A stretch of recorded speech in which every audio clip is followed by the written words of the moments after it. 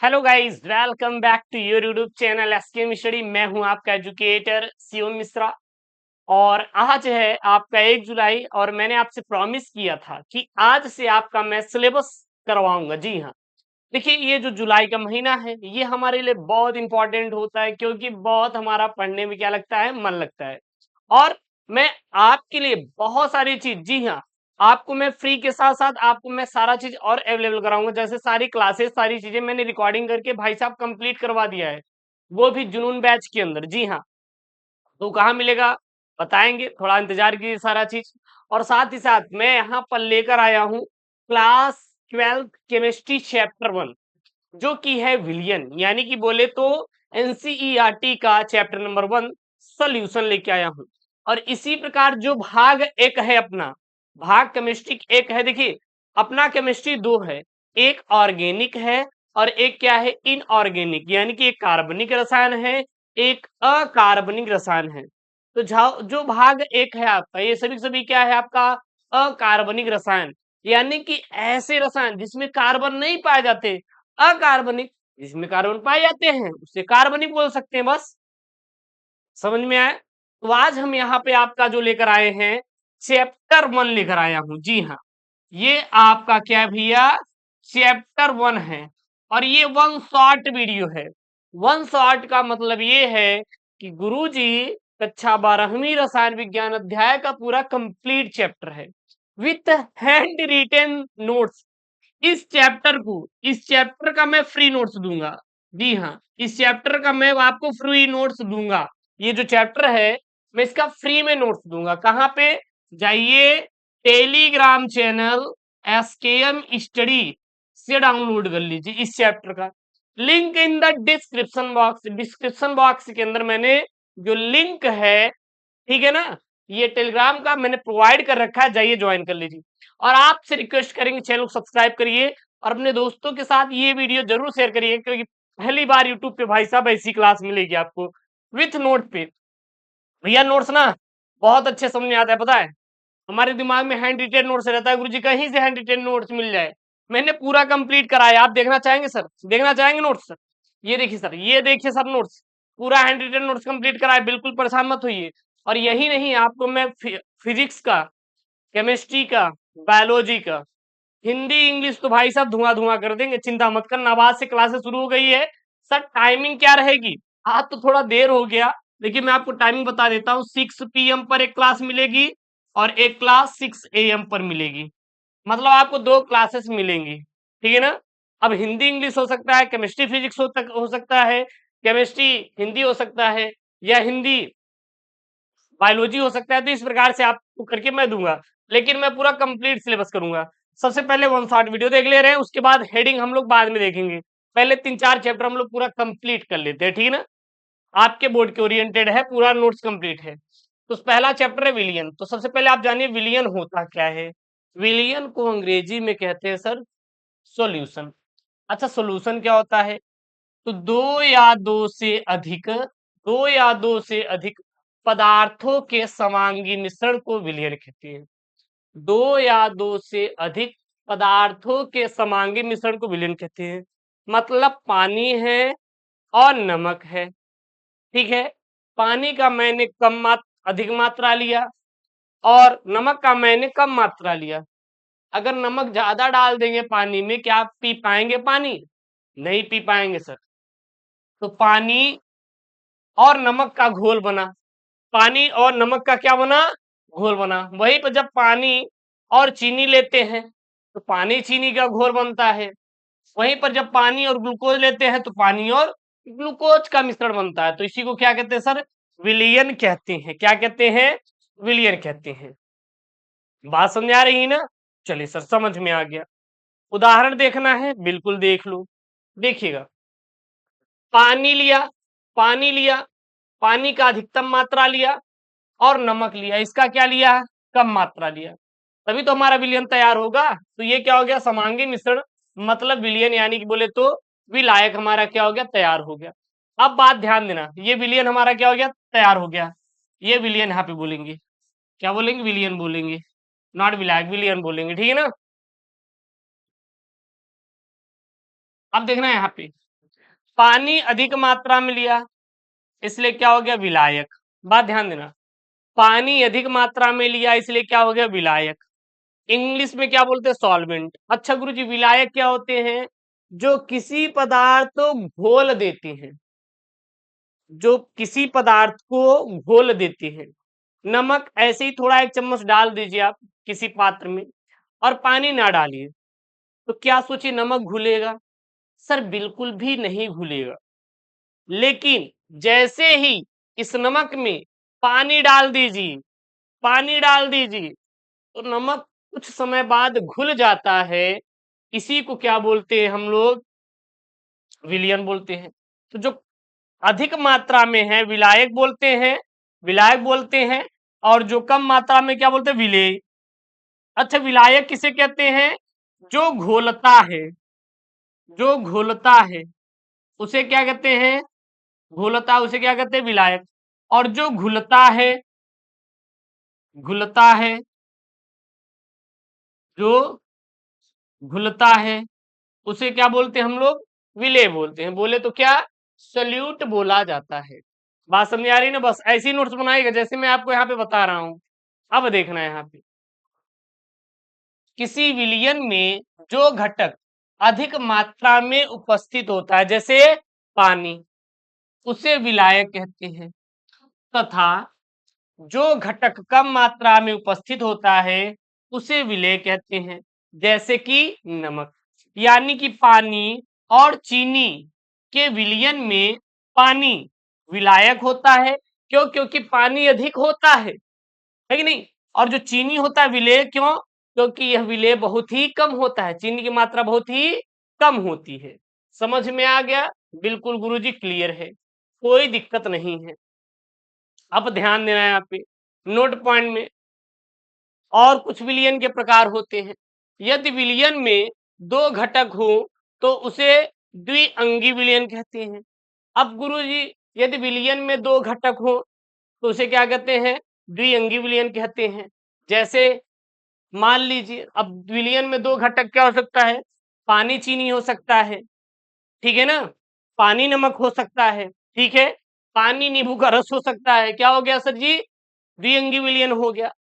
यदि किसी विलयन में तीन घटक हो तो उसे त्रिअंगी विलयन कहते हैं।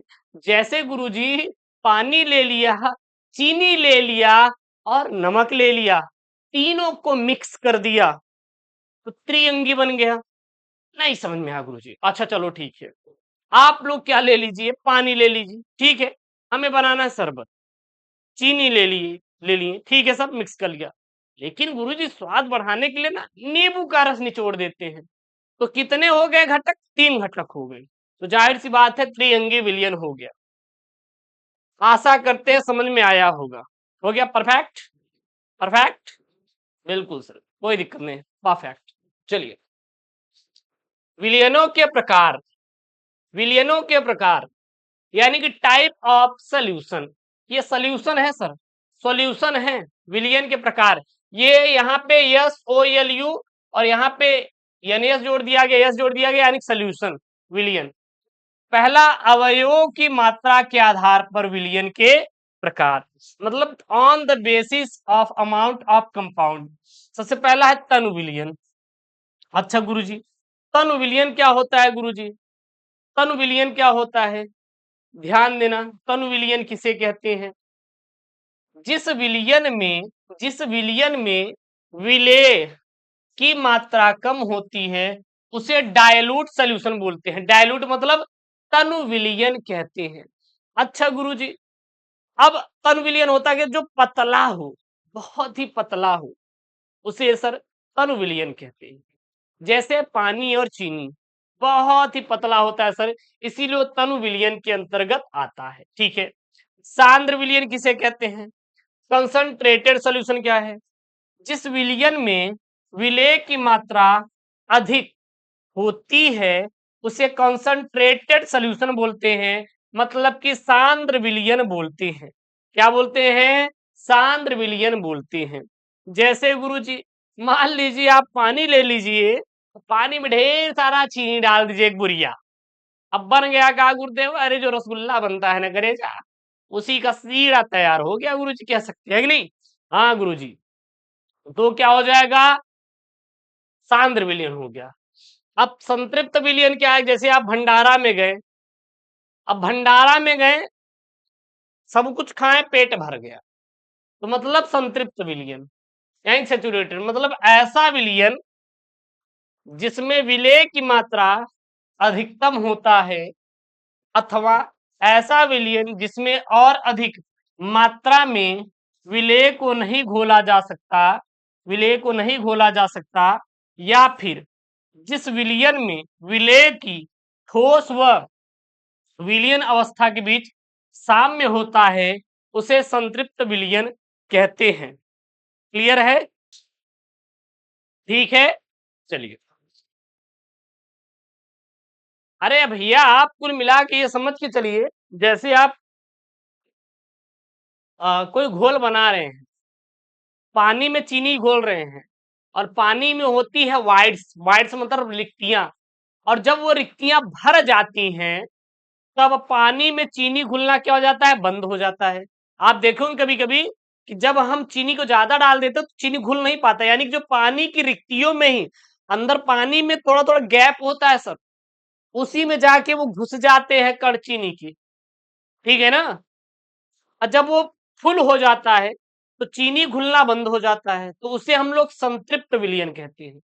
अगला होता है अति संतृप्त विलयन। ये अति संतृप्त विलयन क्या है गुरुजी?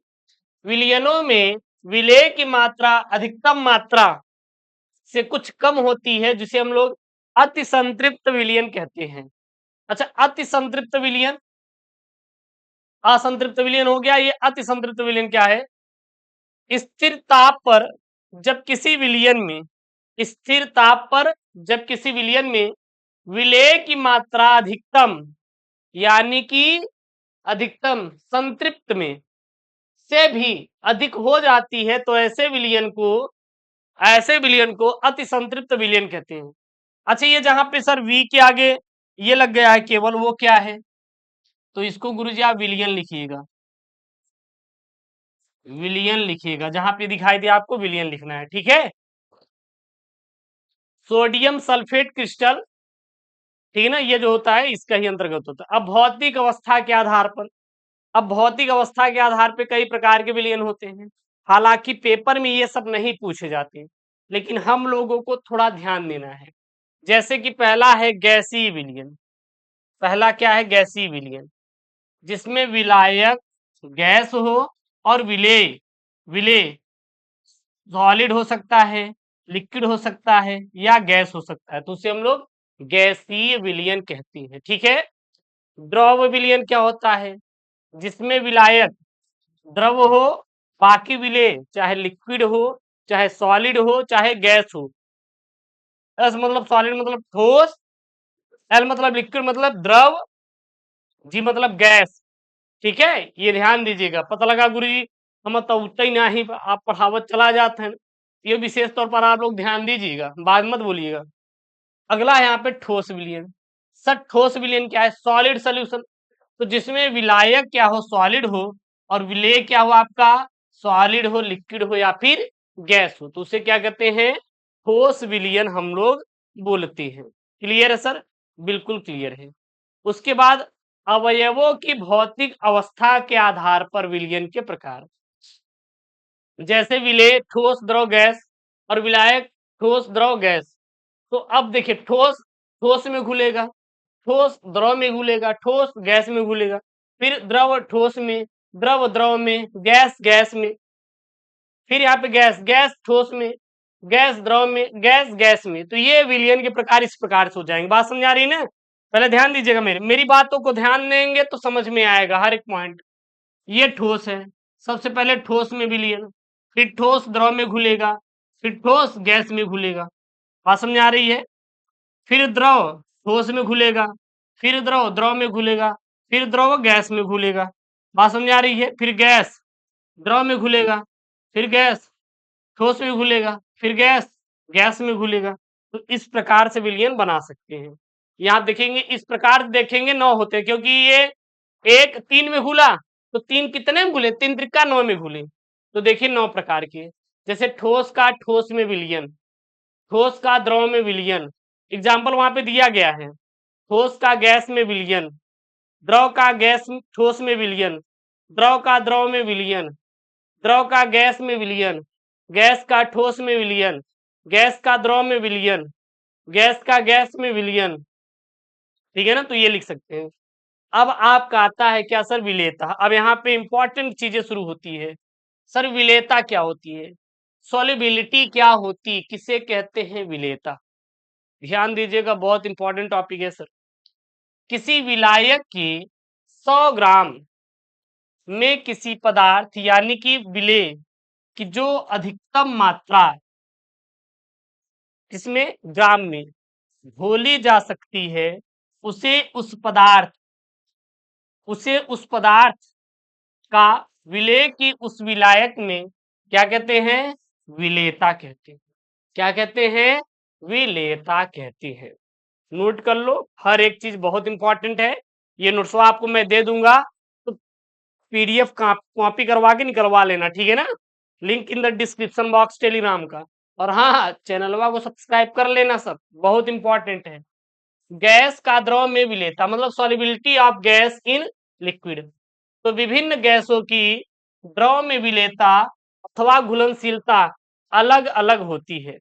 जैसे O2 जो होती है, यह जल में विलेयता, O2 की अगर देखें जल में विलेयता, O2 बहुत जल में कम विलेय होता है, परंतु CO2 और HCl जल में बहुत अधिक विलेय होता है। अब बात ध्यान देना, O2 की जल में विलेयता कम होती है, लेकिन CO2 और HCl की जल में विलेयता क्या होती है, बहुत अधिक होती है। ऐसा क्या कारण है, तो ध्यान दीजिएगा यहाँ पे, जिस गैस का अवशोषण गुणांक अधिक होता है वह द्रव में अधिक घुलनशील होता है। यानी जिस गैस की जो अवशोषण गुणांक अधिक होगा वो क्या होगा, वो क्या होगा, द्रव में अधिक घुलनशील होगा। अच्छा, ये अवशोषण गुणांक क्या है गुरुजी, अवशोषण गुणांक क्या होता है, अवशोषण गुणांक को बोलते हैं एब्जॉर्प्शन कोफिशिएंट। होता क्या है, एनटीपी पर, यानी कि normal temperature and pressure, NTP पर किसी विलायक के निश्चित आयतन में घुली गैसों की अधिकतम जो मात्रा होती है वही अवशोषण गुणांक कहलाती है। यानी कि O2 का अवशोषण गुणांक कम होता है, इसलिए वो पानी में कम घुलता है, लेकिन CO2 और HCl की अवशोषण गुणांक ज्यादा होती है, इसलिए पानी में वो अधिक घुलती है। बस यही एक प्यारा सा डिफिनीशन रहा। उसके बाद है गैसों की द्रव में विलेयता को प्रभावित करने वाले कारक। ये एक इंपॉर्टेंट लैंग्वेज है, ये एक इंपॉर्टेंट हेडिंग है। यहां से पेपर में ज्यादातर प्रश्न आपके पूछे जाते हैं। ठीक है सर, गैसों की द्रव में विलेयता को प्रभावित करने वाले कारक यानी कि factors affecting इनसॉल्युबिलिटी of gases in liquid. सबसे पहले गैसों की प्रकृति पर निर्भर करता है गैसों की विलेयता। नेचर ऑफ गैसेस मतलब विलायक से क्रिया करने वाली विलायक में या फिर विलायक में आयनित होने वाली गैसों की विलेयता क्या होती है, अधिक होती है। यानी कि विलायक से क्रिया करने वाली या ये ऑब्लिक मतलब या विलायक में आयनित होने वाली गैसों की विलेयता क्या होती है, अधिक होती है। जैसे NH3, CO2 और HCl इत्यादि की विलेयता अधिक होगी। यहाँ पे कुछ दिए गए हैं, आप करना है कर सकते हैं। परंतु विलायक से क्रिया न करने वाली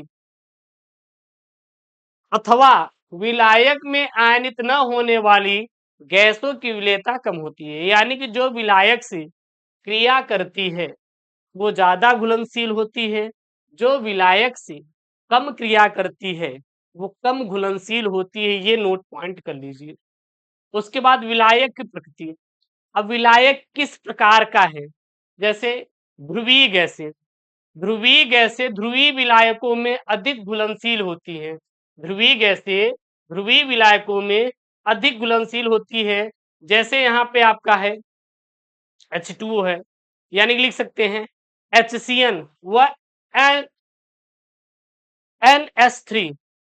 क्या यहाँ पे HCl व NS3 गैसें H2O में अधिक घुलनशील होती हैं। ठीक है, अगला है ताप का प्रभाव, यानी कि इफेक्ट ऑफ टेम्परेचर। अच्छा, ताप का प्रभाव कितना पड़ता है, थोड़ा ध्यान दीजिएगा। और ये सारे जो पॉइंट मैं आपको बता रहा हूं बहुत इंपॉर्टेंट है, नोट कर लीजिएगा, बाद में मत बोलिएगा कि गुरुजी आपने बताया नहीं। मैं सब कुछ आपको पढ़ा रहा हूं। देखिएगा यहाँ पे ताप में वृद्धि, जब ताप में वृद्धि कर दिया जाए तो गैसों की घुलनशीलता घटती है, क्योंकि गैसों के द्रव में घुलने की जो क्रिया होती है एक ऊष्माक्षेपी क्रिया है। इसलिए अगर ताप बढ़ा दिया जाए तो गैसों की घुलनशीलता क्या होती है, कम हो जाती है। ठीक है ना, जैसे H2O है और CO2, ये ऊष्मा निकालेगा तो क्या हो जाएगा, कम हो जाएगा। नोट में देखिएगा, वहीं पर अगर हम देखें तो H2 व हीलियम की जल में घुलनशीलता किसके अनुक्रमानुपाती होती है, ताप के अनुक्रमानुपाती, ताप के, यानी कि इनका घुलना एक ऊष्माक्षेपी अनुक्रिया है। यानी कि ताप कम करेंगे तो कम घुलेगा, बढ़ाएंगे तो ज्यादा घुलेगा। बस ये यहाँ पे दे सकते हैं नोटेड में। अब विलायकों में अन्य पदार्थों की उपस्थिति के कारण क्या प्रभाव पड़ता है। यदि विलायक में अन्य पदार्थ उपस्थित हो तो गैसों की विलायक में विलेयता क्या होती है, घट जाती है। ठीक है, ताप का प्रभाव क्या पड़ेगा, तो जो गैस की द्रव में विलेयता होती है दाब के अनुक्रमानुपाती होती है। यानी कि दाब बढ़ाएंगे, देखिए ये मान लीजिए ये CO2 है, ये कोई बॉक्स है, उस पर पिस्टन लगा हुआ है। क्या लगा हुआ है, पिस्टन लगा हुआ है। इसके अंदर मैंने CO2 को डाल दिया और किसको डाल दिया, जल को डाल दिया। ठीक है ना, CO2 और जल को डाल दिया, मैं बंद कर दिया। ये आपका गैस है और ये आपका जल है, यानी बोले तो विलायक है, बंद कर दिया। अब पिस्टन से जब हम प्रेशर को ज्यादा करते हैं तो CO2 किस में घुल जाती है, जल में घुलने लगती है। तो यानी कि दाब बढ़ाने पर गैसों की द्रव में विलेयता बढ़ जाती है। अगर दाब बढ़ाएंगे तो बढ़ेगी, दाब घटाएंगे तो घटेगी। इतना क्लियर है, बिल्कुल सर हमें पूरा क्लियर है, कोई दिक्कत नहीं है। यहां तक सर आपको दिक्कत भी नहीं होनी चाहिए। अगला है आपका हेनरी का नियम, यानी कि हेनरी लॉ। ये सबसे मोस्ट इंपॉर्टेंट वाला सर आपका टॉपिक है, जो आपके पेपरवा में सर हर साल पूछा जाता है कि सर हेनरी का नियम क्या होता है, किसे कहते हैं हेनरी का नियम। तो सीधा बताना हेनरी का नियम क्या होता है। क्या बोलेंगे सर, स्थिर ताप पर किसी गैस की द्रव में विलेयता, स्थिर ताप पर किसी गैस की द्रव में विलेयता दाब के समानुपाती होता है। यानी कि M समानुपाती P, यानी कि M प्रोपोर्शनल P, यानी कि M अनुक्रमानुपाती P। जब ये अनुक्रमानुपाती का चिन्ह हटता है तो K एक नियतांक मिलता है, M बराबर क्या हो जाता है, KP हो जाता है। ठीक है, M बराबर क्या हो जाता है सर, KP हो जाता है। अब जहां पे सर M क्या है, जहां पे सर M क्या है, जो M होता है, M होता है यह घुली गैस की मात्रा है, और P क्या है, साम्यावस्था पर गैस का दाब है, और K क्या है, एक कांस्टेंट बोले तो स्थिरांक है। यही होता है हेनरी का नियम, हेनरी का नियम। अच्छा, डाल्टन ने भी आए तो डाल्टन के अनुसार हेनरी का नियम क्या होता है उसको ध्यान दीजिएगा।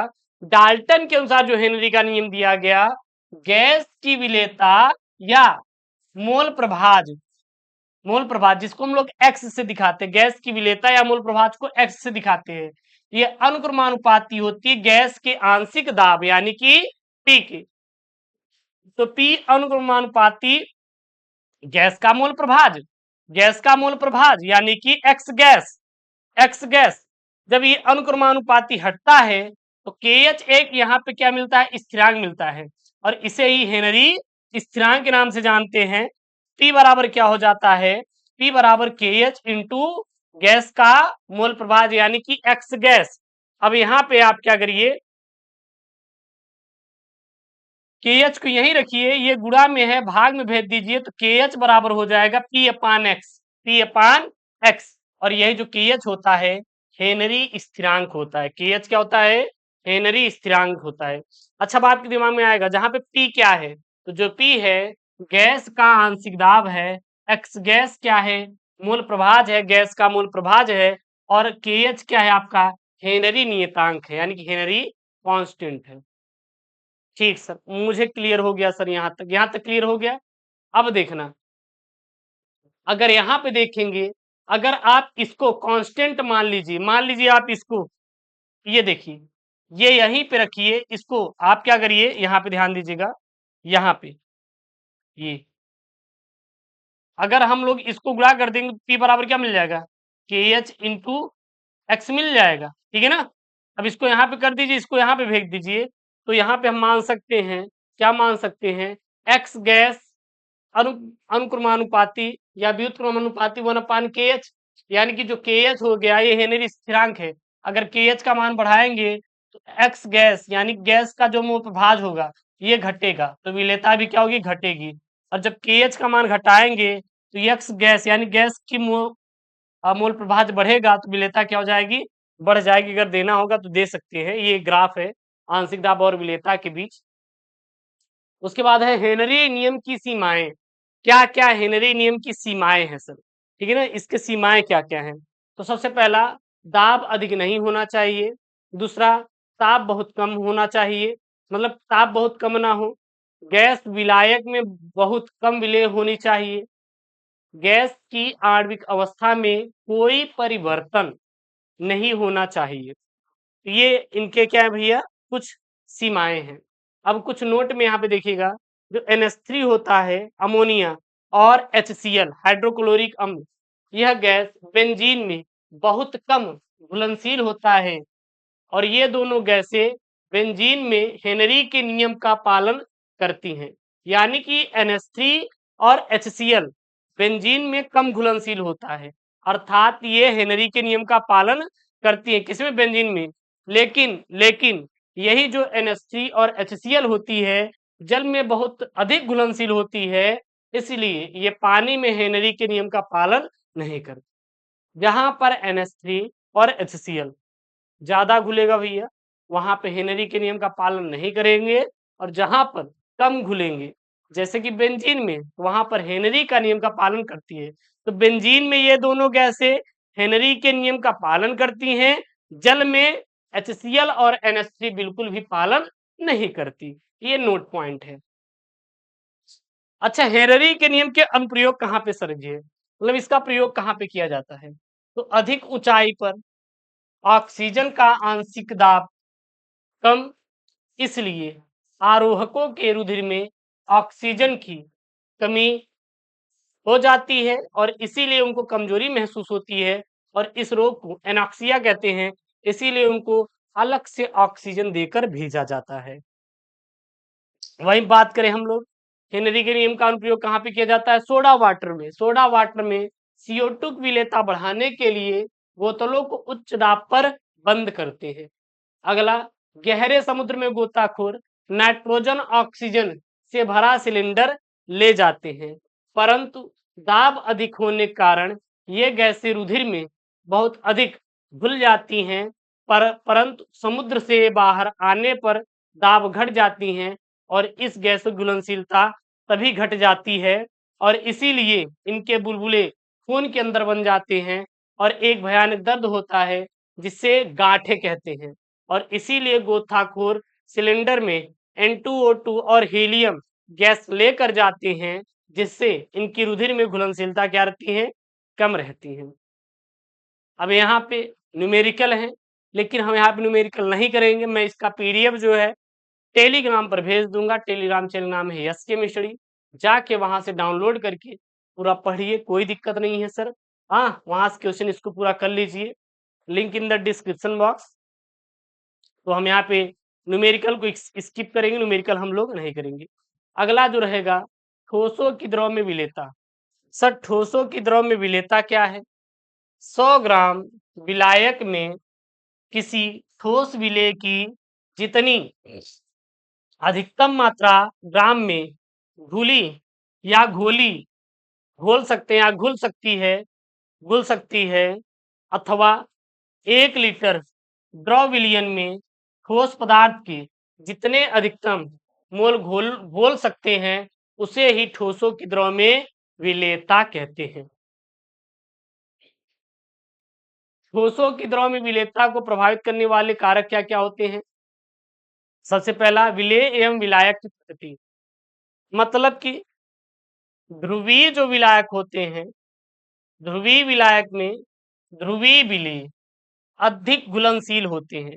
जैसे H2O में NaCl और KCl अधिक घुलनशील होता है, वहीं पर जो बेंजीन होता है NaCl, KCl, NH3, HCl कम घुलनशील होते हैं। कारक क्या होते हैं? क्योंकि ध्रुवीय विलायक ध्रुवीय विलेय में अधिक घुलनशील होता है, लेकिन अध्रुवीय विलायक ये अध्रुवीय विलायक हो जाएगा। अध्रुवीय विलायक में अध्रुवीय ध्रुवीय विलायक नहीं घुलते यानी कम घुलनशील होते हैं। ठीक है, बस वही है। ध्रुवीय विलायक मतलब जो ध्रुवीय विलेय को घोलता है, और अध्रुवीय विलायक मतलब कि जो अध्रुवीय विलेय को घोलता है। बस नोट में देखेंगे तो यहाँ पे कुछ लिख सकते हैं आप लोग। ध्रुवीय अणु में निम्न में से कोई एक लक्षण पाया जाता है, मतलब अगर आप पहचानना चाहते हैं कि सर ये ध्रुवीय है या अध्रुवीय है, तो ध्रुवीय विलायकों में निम्नलिखित लक्षण होता है। जैसे सिरों पर प्लस या फिर ऋणायन आवेश होगा, यह असंतुलित संरचना प्रदर्शित करता है, यह कोणीय संरचना बनाता है, ठीक ना, यानी कि एंगुलर स्ट्रक्चर बनाता है। केंद्रीय परमाणु पर लोन पेयर यानी कि एकाकी इलेक्ट्रॉन युग्म होता है। जैसे यहाँ पे देखिए ऑक्सीजन है, ठीक है ना, तो ये आप रखते हैं, बना सकते हैं। ताप का प्रभाव, इफेक्ट ऑफ टेम्परेचर, अगर हम लोग ताप बढ़ा दे तो विलेयता क्या होती है? बढ़ जाती है। ताप बढ़ाने पर ठोसों में द्रव विलेयता बढ़ जाती है। एग्जाम्पल ले सकते हैं, जैसे कि NaNO3, NaCl, NH4Cl और KNO3। दाब का प्रभाव देखें तो दाब परिवर्तन का ठोस की द्रव में विलेयता पर कोई प्रभाव नहीं पड़ता। मतलब अगर हम लोग दाब चाहे घटाएं चाहे बढ़ाएं, ठोसों की द्रव में विलेयता का कोई प्रभाव नहीं पड़ता। अगला यहाँ पे ठोस विलयन। ठोस विलयन क्या होते हैं? तो दो या दो से अधिक ठोस पदार्थों के समांगी मिश्रण को ठोस विलयन कहते हैं। ठोस विलयन जो होते हैं सर दो प्रकार के होते हैं। अच्छा, दो प्रकार कौन कौन से होता है? सबसे पहला है प्रतिस्थापी ठोस विलयन। अच्छा, प्रतिस्थापी ठोस विलयन क्या होता है? क्रिस्टल ठोस के कुछ अवयवी कण किसी दूसरे ठोस यानी कि विलेय के कणों द्वारा प्रतिस्थापित हो जाते हैं, जिसे प्रतिस्थापित ठोस विलयन कहते हैं। जैसे कि ये अब अपना क्या पूरा विलायक है और ये एक जाकर इसके अंदर घुस गया, तो ये प्रतिस्थापी ठोस विलयन कहलाता है। वहीं पर अंतराकाशी ठोस विलयन क्या होता है? क्रिस्टल ठोस के अंतराकाश में या रिक्तियों में किसी दूसरे ठोस यानी कि विलेय के कण आ जाते हैं, उसे हम लोग अंतराकाशीय ठोस विलयन कहते हैं। देखिए ये विलायक है और जो विलेय है एक जाके इसके अंदर घुस गया, हटा नहीं बल्कि उसके जो थोड़ा गैप था उसमें घुस गया, तो उसे अंतराकाशी ठोस विलयन कहते हैं। ठीक है, उसके बाद है विलयन की सांद्रता के पद। अब ध्यान देना, ये सब इंपॉर्टेंट डिफिनीशन है, याद रखिएगा। जैसे यहाँ पे परसेंटेज W/W अथवा भार बटे भार प्रतिशत अथवा द्रव्यमान प्रतिशत अथवा मास प्रतिशत होता क्या, ये एक हेडिंग है, इसकी परिभाषा है, नोट कर लेना। वैसे भी मैं इसका आपको हैंड रिटेन नोट से दे दूंगा। किसी विलयन के 100 ग्राम में उपस्थित विलेय की ग्राम में मात्रा को द्रव्यमान प्रतिशत कहते हैं। द्रव्यमान प्रतिशत बराबर क्या होता है? विलेय की मात्रा ग्राम में बटे विलयन की मात्रा ग्राम में। विलेय की मात्रा ग्राम में बटे विलयन की मात्रा ग्राम में। यानी कि परसेंटेज W/W बराबर क्या हो जाएगा, वेट ऑफ सल्यूट बटे weight of solution, weight of solution.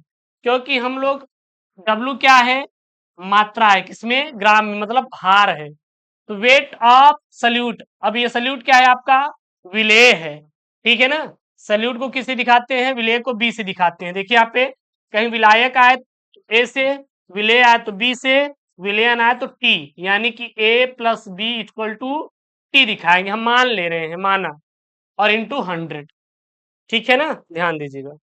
अब इस पे एक न्यूमेरिकल है, करना चाहते हैं तो आप कर सकते हैं, मैं इसको स्किप कर रहा हूं क्योंकि न्यूमेरिकल हम बाद में कवर कर लेंगे।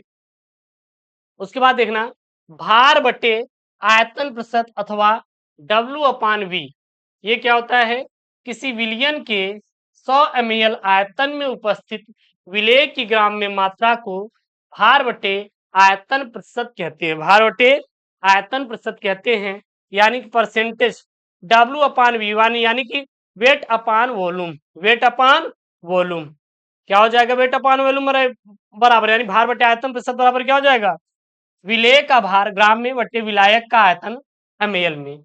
अच्छा, परसेंटेज वेट अपान वॉल्यूम यानी कि भार बटे आयतन प्रतिशत है, आयतन प्रतिशत बोलते हैं इसको। वेट अपान सॉल्यूट, यानी कि सॉल्यूट मतलब बी, सॉल्यूट मतलब बी क्या है, विलेय है, वेट मतलब भार, तो WB है, किसमें है, ग्राम में, और अपान VT यानी कि volume of solution, volume volume मतलब आयतन, ऑफ मतलब का, सॉल्यूशन मतलब विलियन का मतलब विलियन का आयतन किसमें, ml में। अभी एक न्यूमेरिकल है, तो न्यूमेरिकल में आपको आगे बारे में करवा दूंगा, यहाँ केवल हम लोग नोट्स पे ही ध्यान देंगे। अगला है आपका आयतन प्रतिशत अथवा आयतन बटे आयतन प्रतिशत अथवा वॉल्यूम परसेंटेज, किसी विलयन के 100 ml आयतन में उपस्थित विलेय की ml में मात्रा आयतन बटे आयतन प्रतिशत कहते हैं, आयतन बटे आयतन प्रतिशत हम लोग उसको बोलते हैं, क्लियर है ना। यानी कि आयतन बटे आयतन प्रतिशत बराबर क्या हो जाएगा, VB/VT, यानी कि वॉल्यूम ऑफ सॉल्यूट बटे वॉल्यूम ऑफ सॉल्यूशन, ये भी ml में, ये भी ml में, इंटू 100। मतलब आप कह सकते हैं आयतन प्रतिशत बराबर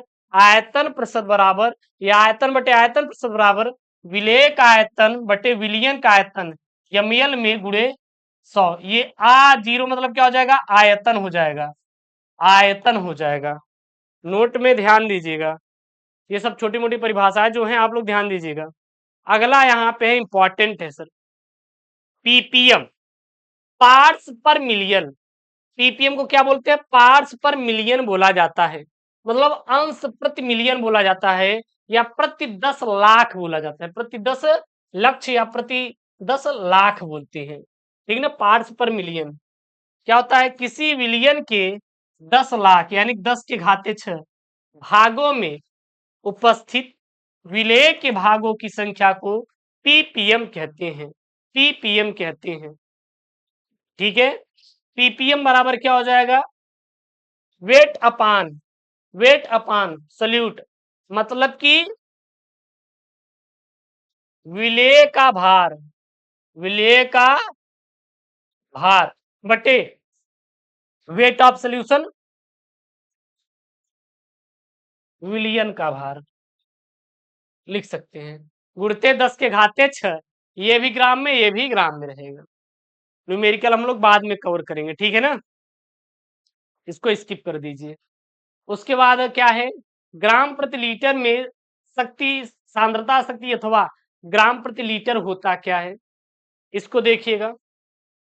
किसी विलयन के 1 लीटर आयतन में उपस्थित विलेय ग्राम में मात्रा को ग्राम प्रति लीटर कहते हैं, और ग्राम प्रति लीटर को हम लोग एस से दिखाते हैं, किससे दिखाते हैं, एस से दिखाते हैं। एस बराबर ग्राम प्रति लीटर बराबर वेट अपान सॉल्यूट, मतलब कि विलयन का भार, सॉरी विलेय का भार, विलेय का भार बटे विलयन का आयतन, विलयन का आयतन। वी मतलब वॉल्यूम, ऑफ मतलब का, टी मतलब आपका विलियन, यानी विलियन का आयतन, और विलेय का भार, विलेय का भार बटे विलियन का आयतन, यानी W B upon we T. Short form में आप इसको लिख सकते हैं। ये न्यूमेरिकल हम अगली कक्षा में करा देंगे, टेंशन ना लेना, ठीक है ना। हम लोग केवल नोट्स पे फोकस करते हैं सर। अगला आपका आता है नॉर्मलता, नॉर्मेलिटी। सर नॉर्मलता क्या होता है, नॉर्मेलिटी किसे कहते हैं, जिसको हम लोग एन से दिखाते हैं। तो किसी विलयन के 1 लीटर आयतन में उपस्थित विलेय के ग्राम तुल्यांकों की संख्या को हम लोग नॉर्मलता कहते हैं। नॉर्मलता को एन से दिखाते हैं। एन बराबर क्या हो जाएगा, विलेय के ग्राम तुल्यांक बटे विलयन का आयतन। विलेय के ग्राम तुल्यांक को ग्राम में रखते हैं और विलयन का आयतन को लीटर में रखते हैं, ठीक है। अर्थात ग्राम तुल्यांक बराबर होता है भार बटे तुल्यांकी भार। ग्राम तुल्यांक बराबर क्या होता है, भार बटे तुल्यांकी भार, यानी कि विलेय का भार बटे विलेय का तुल्यांकी भार। ध्यान देना, एन बराबर क्या हो जाएगा, विलेय का भार बटे विलेय का तुल्यांक भार इंटू विलयन का आयतन इंटू एल, ठीक है ना। यानी कि इसको लिख सकते हैं एन बराबर W B upon E B into V T. अच्छा ये क्या हो जाएगा गुरुजी, वी डब्ल्यू बी क्या है, विलेय का भार, weight of solute. E B क्या हो जाएगा, विलेय का तुल्यांकी भार, ठीक है ना। इक्विवेलेंट बोलते हैं, इक्विवेलेंट, इक्विवेलेंट वेट बोलते हैं। तो यहाँ पे हो जाएगा विलेय है ना, तो solute, equivalent weight of solute into यहाँ पे क्या हो जाएगा वीटी, यानी कि विलियन का आयतन, मतलब कि वॉल्यूम ऑफ सॉल्यूशन। ये न्यूमेरिकल है, इसको स्किप कर दे रहे हैं, बाद में करवा देंगे। अगला है नार्मलता व शक्ति में संबंध। अब नार्मलता और शक्ति में संबंध आप यहाँ पे पूरा दिया गया है, इसको निकाल सकते हैं, ठीक है ना, निकाल लीजिएगा, कोई दिक्कत नहीं। क्योंकि मैंने आपको नॉर्मलता की मैंने अभी करवाया परिभाषा, और शक्ति मैंने करवाई है, करवाया ना। हाँ, एस बराबर W B upon we T होता है। इसको इसके तुलना कर देंगे तो निकल कर आ जाएगा क्या आपका, यस बराबर एन इंटू ई बी। ध्यान देना, कहीं पर ये दिखाई दे, कहीं पर ये दिखाई दे नार्मलता व शक्ति में संबंध अगर आपको कोई निकालना हो तो यस बराबर क्या हो जाएगा, एन इंटू ई बी, ठीक ना। ये विलेय का तुल्यांकी भार है, ये नार्मलता है, ये आपका क्या है, शक्ति है। सीधा इसका आपको देना है। उसके बाद है मूलरता। मूलरता क्या होता है सर जी, मूलरता किसे कहते हैं, किसी विलयन के 1 लीटर आयतन में उपस्थित विलेय के मोलों की संख्या को हम लोग मूलरता कहते हैं। मूलरता बराबर एम बराबर विलेय के मोल बटे विलयन का आयतन, यानी कि मोल बट्टे क्या हो जाएगा, लीटर हो जाएगा। मोलों की संख्या बराबर क्या होता है, भार बट्टे अणुभार होता है। मोलों की संख्या बराबर क्या होता है, भार बट्टे अणुभार भार होता है। तो यहाँ पे हमें क्या निकालना है, विलेय के मोल और विलयन का आयतन। जो यहाँ पे विलेय के मोल की संख्या है, यहाँ पे हम लिख सकते हैं विलेय का भार बटे विलेय का अणुभार, रख सकते हैं कि नहीं, बिल्कुल रख देंगे, तिर्यक गुणा कर देंगे तो आ जाएगा यहाँ पे मूलरता बराबर विलेय का भार ग्राम में बटे विलेय का भार, विलेय का अणुभार इंटू विलयन का आयतन, यानी कि हम बराबर W B upon M B into V T. ये आपका न्यूमेरिकल है, इसको हम बाद में करवा देंगे, ठीक है। चलिए भैया आगे क्या है यहाँ पे, मोलरता और शक्ति संबंध। तो मोलरता और शक्ति संबंध आप सीधा निकाल लीजिए, एम बराबर ये फार्मूला होता है, एस बराबर शक्ति बराबर ये फार्मूला, दोनों में कंपैरिजन करेंगे तो यस बराबर एम इंटू एम बी आ जाएगा। एस क्या है, शक्ति है, एम क्या मोलरता है, और एम बी आपका क्या है, एम बी आपका क्या है। तो जो आपका एम बी है वो यहाँ पे थोड़ा देखिएगा, एम बी जो है आपका ये यहाँ पे ये है एम बी, भैया कहाँ पे है, यहाँ पे जो आपका एम बी है ये आपका क्या है, तो एम बी आपको हम बता दे रहे हैं सर क्या है। जो आपका एम बी है ये विलेय का क्या है, आपका अणुभार है, विलेय का क्या है, अणुभार है। यानी कि mass of solute, mass of solute, ठीक है। उसके बाद मूलरता और नार्मलता में संबंध, तो मूलरता और नार्मलता में संबंध देखना है, दोनों को भाग कर दीजिए, दोनों को भाग कर देंगे तो आपका आ जाएगा N/M, मतलब नॉर्मलता और मूलरता बराबर MB/EB बराबर क्या हो जाएगा N। तो ये आप इसको आप याद रख सकते हैं, जो कि आपका इंपॉर्टेंट होता है। मूललता क्या होता है, चलिए सर हम लोग मूललता देख लेते हैं, किसे कहते हैं सर मूललता। अच्छा मूललता क्या होता है, इसको हम लोग स्मॉल m से दिखाते हैं। किसी विलायक के 1 किलोग्राम में उपस्थित विलेय के मोलों की संख्या को मोललता कहते हैं। मोललता बराबर विलेय के मोल बटे विलायक का भार। अब मोल बराबर क्या होता है, भार बटे अणु भार, यानी विलेय का भार बटे विलेय का अणु भार, फिर तिर्यक गुणा कर देंगे तो आपका आ जाएगा, यहाँ पर क्या आ जाएगा, मोललता बराबर विलेय का भार ग्राम में बटे विलेय का अणु भार, ठीक है ना, अणु भार इंटू इंटू इंटू क्या आ जाएगा आपका,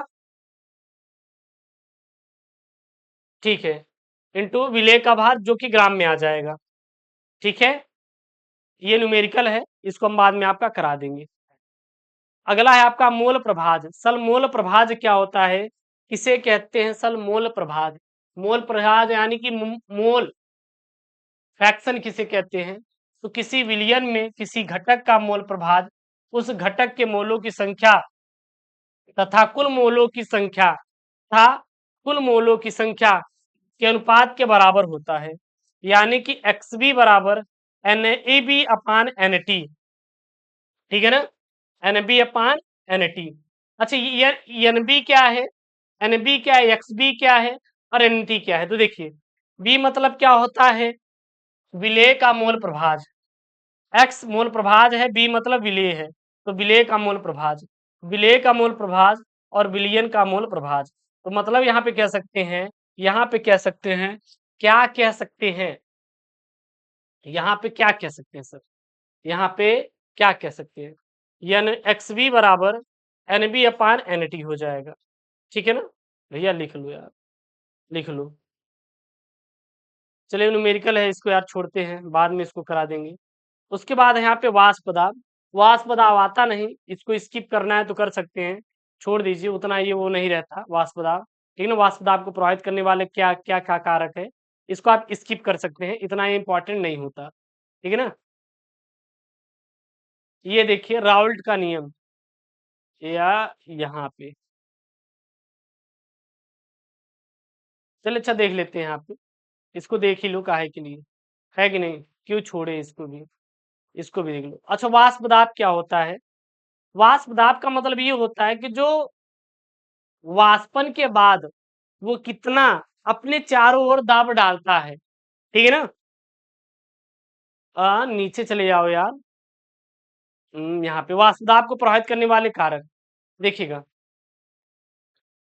सबसे पहले द्रव की प्रकृति, यदि द्रव के कणों के बीच आकर्षण कम हो तो गतिज ऊर्जा अधिक होती है और वेग क्या हो जाएगा आपका, अधिक हो जाएगा, तब टक्कर तेजी के साथ हो जाएगा और दाब अधिक हो जाएगा, इसलिए वाष्प दाब का मान क्या होता है सर, बढ़ जाता है।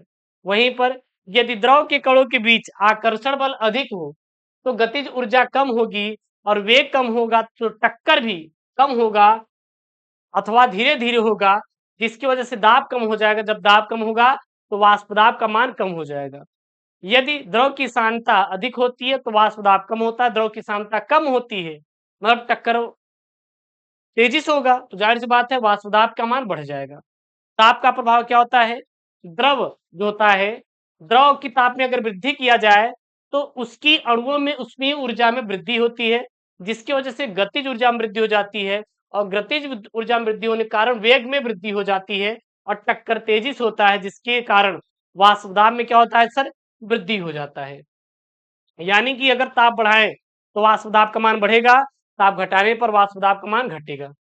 द्रव द्रव विलयन के लिए वाष्प दाब को माना एक वाष्पशील विलयन में दो द्रव ए और बी है, ठीक है ना। यदि द्रव ए का वाष्प दाब, यदि द्रव ए का वाष्प दाब क्या है, पीए है और द्रव बी का वाष्प दाब पीबी है, और पूरे विलयन का वाष्प दाब P है, तो P बराबर Pa प्लस Pb हो जाएगा, यानी दोनों का वाष्प दाब समान होगा। अब द्रव द्रव विलयन के लिए राउल्ट का नियम क्या होता है, तो ध्यान देना, राउल्ट का नियम क्या है, किसी निश्चित ताप पर द्रव द्रव विलयन के किसी घटक का आंशिक दाब उस घटक के मूल प्रभाज के समानुपाती होता है। माना घटक ए का आंशिक वाष्प दाब Pa तथा घटक बी का आंशिक वाष्प दाब Pb और घटक बी का मूल प्रभाज Xa और घटक बी का अगर देखें हम लोग, हाँ, घटक ए का अगर मूल प्रभाज Xb निकाल सकते हैं। तो राउल्ट के नियम के अनुसार क्या हो जाएगा, Pa अनुक्रमानुपाती Pb, Pa अनुक्रमानुपाती Pb, यानी जब ये अनुक्रमानुपाती हटेगा तो Pa बराबर Pa not into Xa, Pa बराबर P not a into Xa, और वहीं पे जो Pb होता है वो किसके अनुक्रमानुपाती होता है, Xb के, यानी सॉरी Pb के। तो Pb बराबर क्या हो जाएगा, Pb not B into Xb। ठीक है, अब देखना, Pa और Xa तो आपको पता है क्या है, लेकिन Pa नॉट क्या होता है, Pa नॉट क्या होता है, तो द्रव ए का शुद्ध अवस्था में वाष्प दाब और P नॉट बी क्या होता है, द्रव बी का शुद्ध अवस्था में वाष्प दाब होता है। अगर कुल वाष्प दाब निकालना है तो P बराबर Pa प्लस Pb, सबको ऐड कर दीजिए, Pa प्लस Pb, क्योंकि P अगर हम निकालते हैं तो क्या होता है, Pa प्लस Pb, ठीक ना। तो Pa का मान रख दीजिए इतना प्लस इतना, इतना प्लस इतना, आप निकाल लीजिए, आ जाएगी वैल्यू। राउल्ट के नियम की सीमाएं क्या क्या है, राउल्ट के नियम की सीमाएं क्या क्या है, केवल अति तन विलयनों पर ही कार्य करता है। मान लीजिए अगर नहीं आ रहा राउल्ट के नियम तो आप अलग से हेडिंग सर्च कर लीजिए, राउल्ट का नियम क्या है पूरा आपको मिल जाएगा। एनटीपी पर दोनों घटक अवाष्पशील होने चाहिए, विलेय विलायक में घुलकर संगुणित या वियोजित नहीं होना चाहिए। अगला यहाँ पे आदर्श तथा अनादर्श विलयन। अच्छा, आदर्श और अनादर्श विलयन क्या होता है, वह विलयन जो प्रत्येक ताप व सांद्रता पर राउल्ट के नियम का पालन करता है उसे आदर्श विलयन कहते हैं। दो द्रव निम्न परिस्थितियों में आदर्श विलयन हो सकते हैं। कब कब आदर्श विलयन हो सकता है, पहला, जब दोनों द्रवों के अणुओं की संख्या समान हो, जब दोनों द्रवों के अणुओं का आकार समान हो, जब दोनों द्रवों के अणुओं के बीच आकर्षण बल हो। अगला है आदर्श विलयन के लक्षण, तो यह राउल्ट के नियम का पालन करेगा, ठीक ना। दूसरा, इसका जो एंथैल्पी होगा जीरो होगा और आयतन भी क्या होगा, जीरो होगा, ठीक है, एंट्रोपी भी जीरो होगा।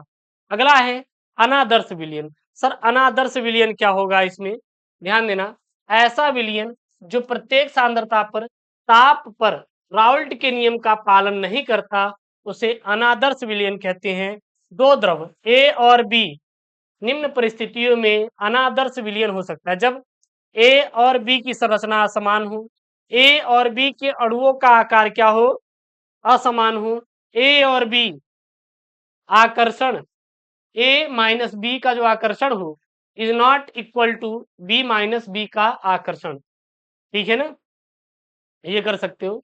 फिर अनादर्श विलयन के प्रकार है, राउल्ट के नियम के धनात्मक विचलन दिखाने वाले और राउल्ट के नियम के ऋणात्मक विचलन दिखाने वाले, इस प्रकार से इनको बांटा गया, जो कि यहाँ पे एकदम पूरा पूरा दिया गया है। उसके बाद है आता है आपका स्थिर क्वथनांकी या स्थिर क्वाथी मिश्रण।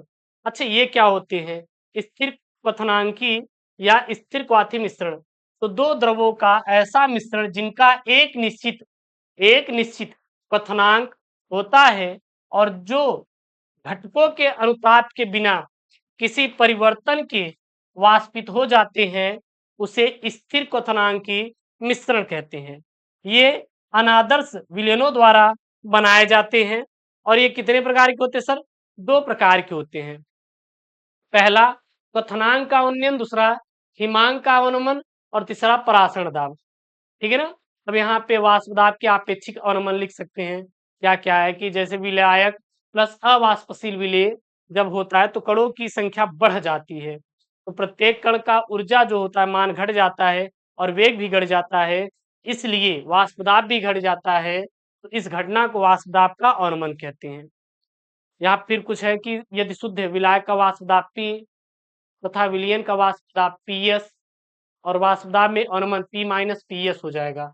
वाष्प दाब में अवनमन क्या हो जाएगा? P माइनस PS तथा वाष्प दाब का अपेक्षित अवनमन निकालना है, P माइनस PS अपन P हो जाएगा यहाँ पे, ठीक है ना। फिर यहाँ पे अवाष्पशील विलयनों के लिए राउल्ट का नियम क्या होता है? जब किसी विलायक में अवाष्पशील विलयन घोला जाता है तो विलायक के वाष्प दाब का अपेक्षित अवनमन विलेय के मूल प्रभाव के बराबर होता है, यानी कि P माइनस पी एस अपान P बराबर XB और P माइनस पी एस अपान P और XB बराबर क्या हो जाएगा? Na अपान Na प्लस NB। अब जहां पे क्या हो जाएगा? P क्या है? शुद्ध विलायक का वाष्प दाब, PS क्या है? विलयन का वाष्प दाब, Na क्या है? विलायक के मोलों की संख्या और NB क्या हो जाएगा? विलेय के मोलों की संख्या हो जाएगा, ठीक है ना। और किसी तन विलयन के लिए जो NB का मान होता है बहुत ही कम होता है, किससे? Na से बहुत ही कम होता है। तो Na प्लस NB बराबर Na, क्योंकि NB का मान हम 0 ले लेंगे।